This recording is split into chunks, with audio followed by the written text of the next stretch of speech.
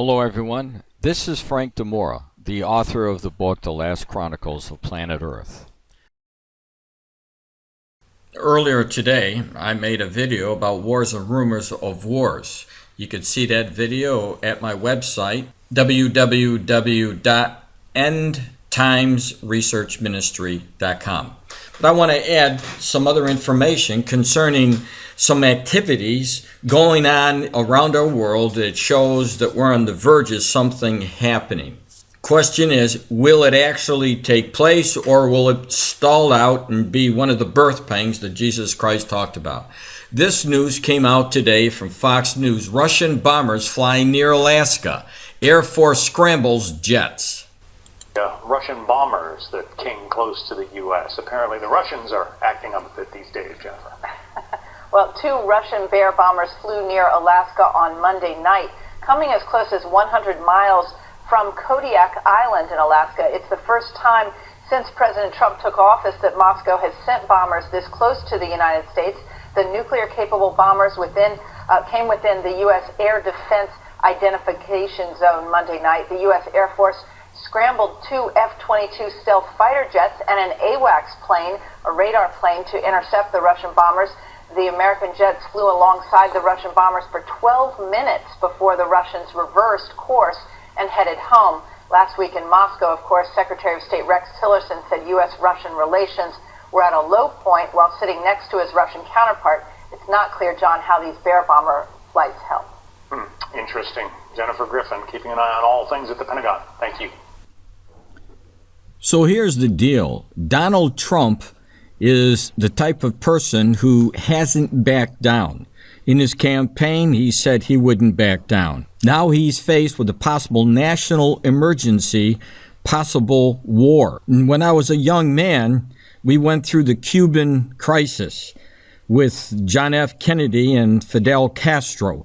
We thought at that time there was going to be a nuclear war.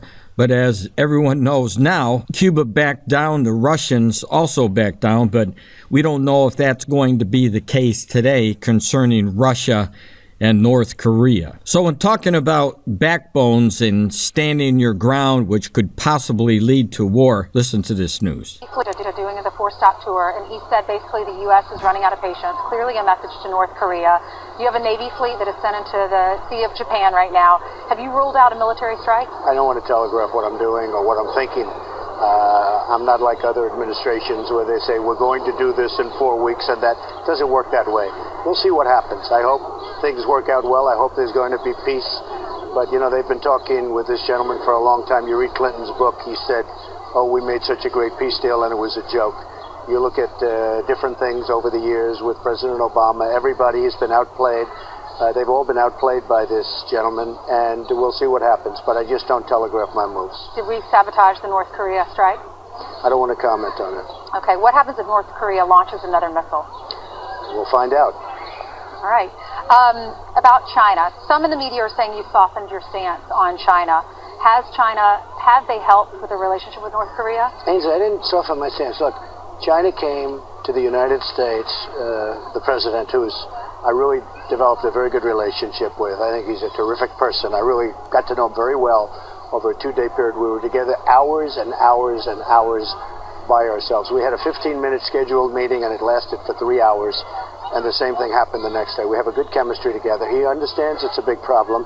He's working on it. Now, what am I going to do? Start a trade war with China in the middle of him working on a bigger problem, frankly, with North Korea? So I'm dealing with China with great respect.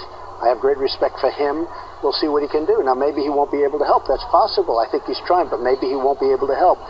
And that's a whole different story. So we'll see what happens. No, but, you know, somebody said currency manipulation. What am I going to do? In the middle of him talking with North Korea, I'm going to hit them with currency manipulation?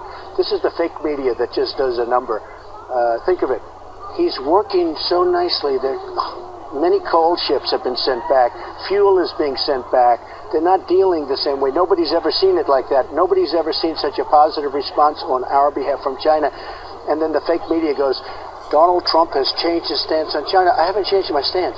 China's trying to help us. I don't know if they're going to be able to or not. But would I want to start heavy trade or currency manipulation statements against somebody that's out there right now trying to stop what could be a very bad situation. You understand that? I understand that. Nobody ever mentions it that way, though, but that's okay. I mean, I think we're doing really well. China's been helping, and other people have been helping, but I don't know that that's going to work. It may have to be a different solution. I'm hoping that the people who are watching this video understand why it is so important to keep on the watch. These are very precarious days, and it can go either way. And everyone needs to be ready. And as I said in my earlier video, if you don't know Jesus Christ as your personal Savior, you are not ready.